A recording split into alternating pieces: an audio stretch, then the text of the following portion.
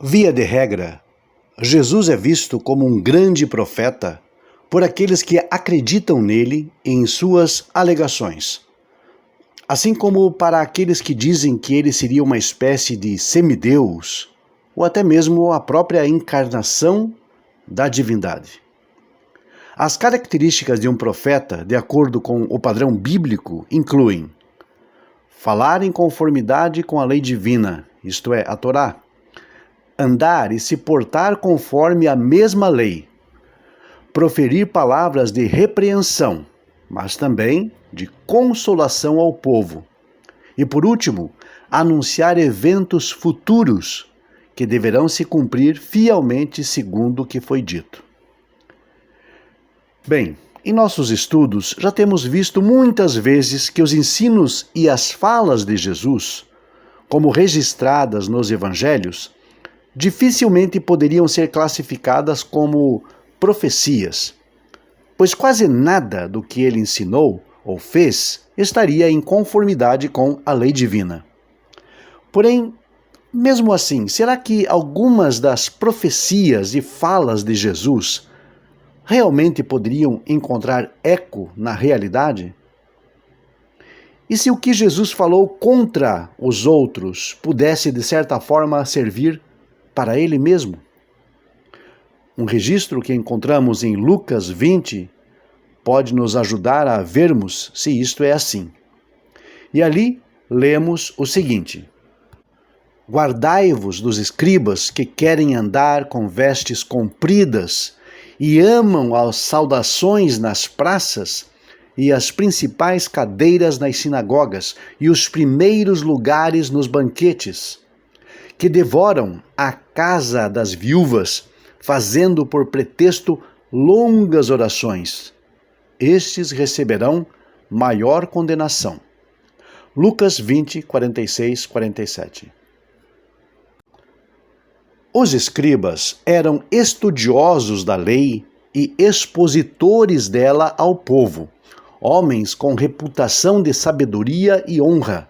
E a maioria deles, pelo que se percebe, não nutria muita admiração pelo pregador Galileu e seu evangelho.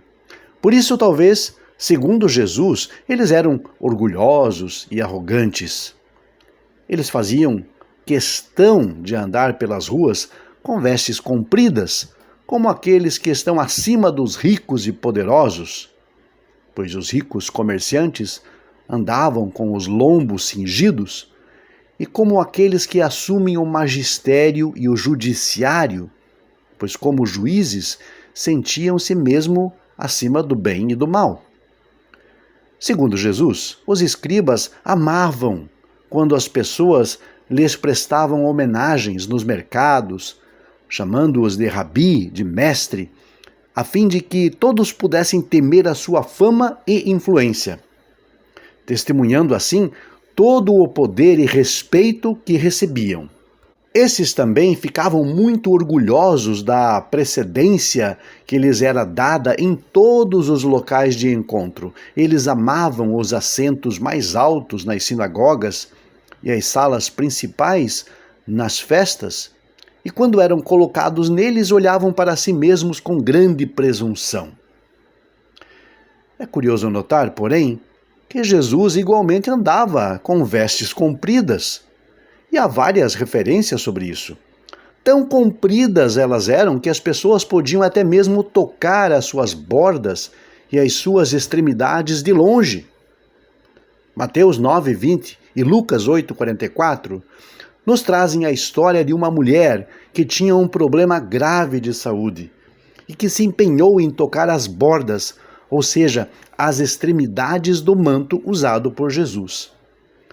Já Mateus 14:36 e Marcos 6:56 nos trazem a narrativa de que as pessoas seguiam-no a fim de poder tocar na orla, nos cantos das suas vestes, entendendo que assim poderiam livrar-se de alguma enfermidade específica. Assim como, ou talvez ainda mais do que os escribas, Jesus também amava receber o título de rabi ou mestre, pois chegou até mesmo a dizer que ele era o único mestre, o único rabi, em Mateus 23:10. Quanto a festas e banquetes, Jesus era sempre convidado pelos fariseus para fazer parte desses eventos, e segundo o relato do Novo Testamento, parece que nunca faltou a nenhum dos quais foi convidado. Nas sinagogas, ele também era recebido com honra e a honra da leitura da Torá. Aparentemente, ele se orgulhava disso a ponto de se achar o caminho, a verdade e a vida, sem que ninguém pudesse acessar a Deus senão por meio dele. Ora, se isso não é orgulho e presunção, as palavras já perderam seu sentido. Jesus disse também em Lucas 20, 46, 47, que os escribas eram gananciosos e opressores e faziam da sua religião uma capa e uma cobertura para seus crimes, devorando as casas das viúvas, as quais colocavam propriedades e valores em suas mãos, devido à sua fragilidade emocional e seu apego religioso. Assim, eles aparentemente não exerciam um trabalho formal e comum como as demais pessoas, mas viviam apenas de contar suas histórias de teor emocional, movendo as pessoas, em especial as mulheres, a patrocinarem a sua vida de ócio, preguiça e indisposição ao trabalho. Entretanto, ao olharmos o contexto da vida e das pregações de Jesus, aparentemente ele mesmo vivia desta forma. Jesus não tinha um trabalho formal, e a tradição judaica à qual se diz que ele pertencia sempre ensinou o valor do trabalho diligente e produtivo, evocando a ideia de que um estudante da Torá deve exercer uma atividade produtiva, a fim de que seus estudos sejam contemplados pela justiça e que sejam validados como simples amor e devoção à lei divina. Não se estuda e não se ensina a Torá apenas pelo amor ao lucro ou para dali oferir algum tipo de vantagem, mesmo sendo considerado algo lícito. De acordo com os evangelhos, Jesus recebia doações de seus seguidores e, como não exercia nenhuma atividade realmente produtiva, era patrocinado por ricas senhoras da sociedade da época e até mesmo por algumas menos favorecidas. Em Lucas 8, 2-3, nós lemos: E aconteceu depois disso que andava de cidade em cidade, de aldeia em aldeia, pregando, anunciando o evangelho do reino de Deus, e os 12 iam com ele, e algumas mulheres que haviam sido curadas de espíritos malignos e de enfermidades, Maria, chamada Madalena, da qual saíram 7 demônios, e Joana, mulher de Cusa, procurador de Herodes, e Susana, e muitas outras que o serviam com seus bens. Além disso, sabe-se também, pelo próprio Novo Testamento, que valores eram arrecadados por Jesus e seus discípulos a fim de prover-lhes sustento, enquanto perambulavam improdutivamente pelas estradas do país, promovendo obras de curandeirismo e exorcismos populares, como se percebe pela menção de Judas como o tesoureiro do grupo e da famosa bolsa que carregava com essas doações. João 12:6 e 13:29. Desta forma, exatamente naquilo que condenava os escribas, isto é, de proverem para si a partir dos bens e doações de mulheres, Jesus e seus discípulos faziam o mesmo. Como então já vimos, Jesus censura os escribas por usarem roupas longas ou por envergarem mantos compridos em sinal de orgulho e ostentação, além de proverem suas necessidades materiais por meio de mulheres. Entretanto, percebe-se que os principais membros da sua seita, assim como ele também, agiam de modo parecido.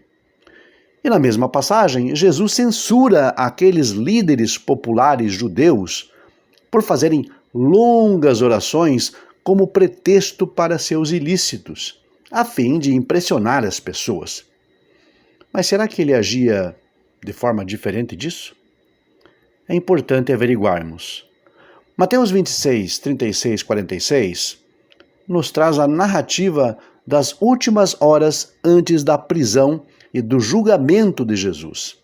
Ali, ele encontra-se com seus discípulos no jardim de Getsemane e sai para orar uma vez e, ao voltar, encontra os discípulos dormindo. Vai outra vez para orar e, de novo, ao voltar, ele os encontra dormindo. Ainda uma terceira vez e, novamente, o mesmo cenário. Certamente esta deve ter sido uma longa oração, a ponto de fazer com que as pessoas dormissem. Não bastasse isso, o texto nos garante que Jesus repetiu 3 vezes as mesmas palavras. Mateus 26, 44. Pelo que consta, Jesus mesmo condenou o que chamou de rezas ou orações contendo vãs repetições. Mateus 6, 7 a 8. Outra vez, ele se contradiz e aparece aqui mesmo como alvo das suas próprias críticas e censuras, que muitas vezes dirigiu aos seus antagonistas ou desafetos.